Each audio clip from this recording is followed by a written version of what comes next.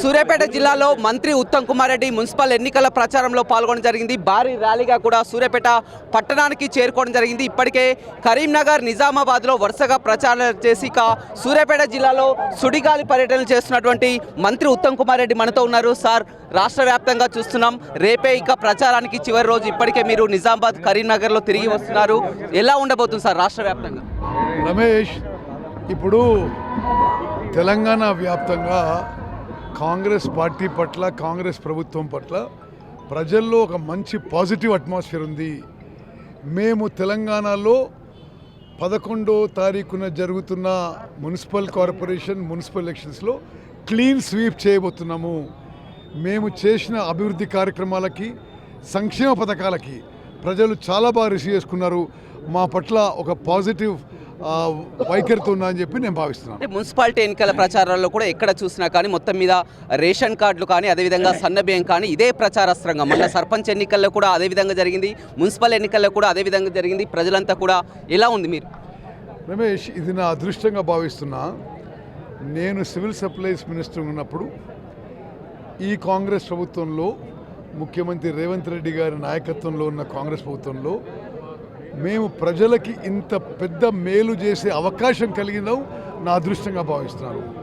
ఈరోజు తెలంగాణలో 3,17,00,000 మందికి సంవత్సరానికి 13,600 కోట్లు ఖర్చు పెట్టి ఉచితంగా 6 కిలోల సన్నబియ్యం, మంచి క్వాలిటీ సన్నబియ్యం ఇస్తున్నాం.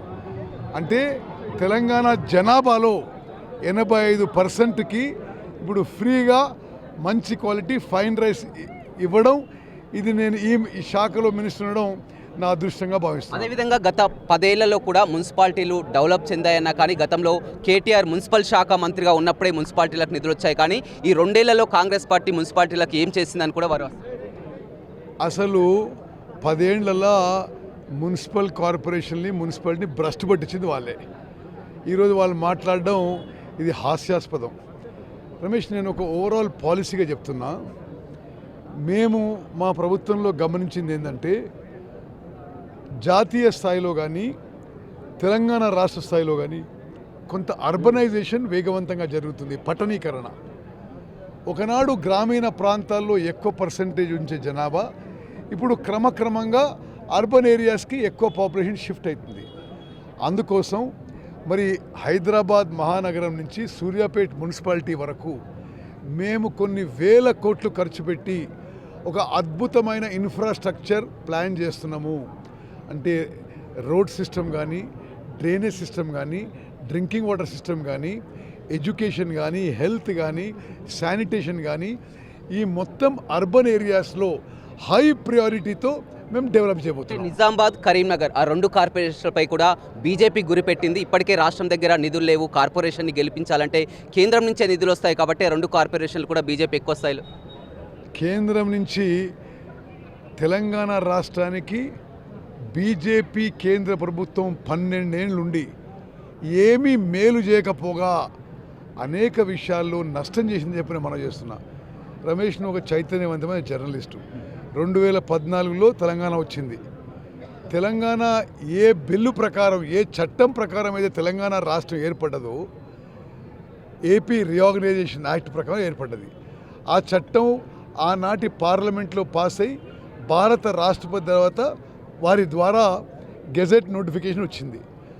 ఆ గెజెట్లో ఉన్న హామీలను కూడా ఈ 12 ఏళ్లలో తెలంగాణ రాష్ట్రానికి కేంద్ర బీజేపీ ప్రభుత్వం చేయలేదు. ఏం మాట్లాడుతున్నారు వీళ్ళు? తెలంగాణ రాష్ట్రానికి బీజేపీ వల్ల ఏమీ ఒరగలేదు. పూర్తిగా తెలంగాణ బీజేపీ ప్రభుత్వంలో నిర్లక్ష్యానికి గురైంది. ఇక సూర్యాపేట విషయానికి వస్తాం. అందరి దృష్టి కూడా ఇప్పుడు సూర్యాపేటపై ఉంది. ఎందుకంటే 12 నియోజకవర్గాల్లో గెలిచినటువంటి సూర్యాపేట బీఆర్ఎస్ స్థానం ఖచ్చితంగా 10 ఏళ్ల పాటు మంత్రిగా ఉన్నాననుకున్నారు. కానీ ఇక్కడ మొత్తం మీరు ఏం చేశారు, ఏ వ్యూహ రచన చేశారు, అందరినీ ఏకతాటిపైకి తీసుకురావడం జరిగింది. సూర్యాపేట మున్సిపల్ చైర్మన్ అభ్యర్థిని కూడా ముందుగానే ప్రకటించడం జరిగింది. ఎలా ఉండబోతుంది సూర్యాపేట? అది నేను వాళ్ళని అభినందిస్తున్నా.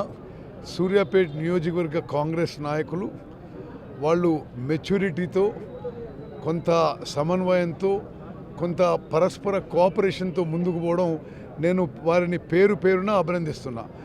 అదేవిధంగా అక్కడిక్కడ ఏదో సామాజిక న్యాయాన్ని మాట్లాడుతుంటారు. మేము సూర్యాపేట లాంటి పెద్ద మున్సిపాలిటీకి వైశ్య కమ్యూనిటీకి చెందిన ఒక మహిళని నివేదిత గారిని మేము చైర్మన్ అభ్యర్థిగా ప్రకటించినాం. తప్పనిసరిగా 11వ తారీఖు ఎన్నికల్లో వారిని చైర్మన్ చేయబోతున్నాము. రాష్ట్ర వ్యాప్తంగా ఎలా ఉండబోతుంది సార్ మొత్తం 116 స్థానాలు? రమేష్, నా అభిప్రాయంలో 120 ఉన్నాయి మొత్తం. ఇప్పుడు ఎలక్షన్లు పోయాయి, మున్సిపల్ కార్పొరేషన్ కానీ మున్సిపాలిటీస్ కానీ. Nearly Congress party clean sweep చేయబోతుందని చెప్పి నా అంచనాలు, నా సర్వే. రైట్, చూడొచ్చు చాలా ఖచ్చితంగా కాన్ఫిడెంట్గా చెప్తున్నారు. రాష్ట్రంలో 100కు పైగా కూడా మున్సిపల్ స్థానాలని కైవసం చేసుకుంటామని చెప్తున్నారు. ప్రజలు బీజేపీని నమ్మేలా లేరు. ఆ నిజామాబాద్, కరీంనగర్లో కూడా బీజేపీ ఈ కేంద్రం ఏమి చేసిందని కూడా చెప్తున్నటువంటి పరిస్థితి కనిపిస్తుంది.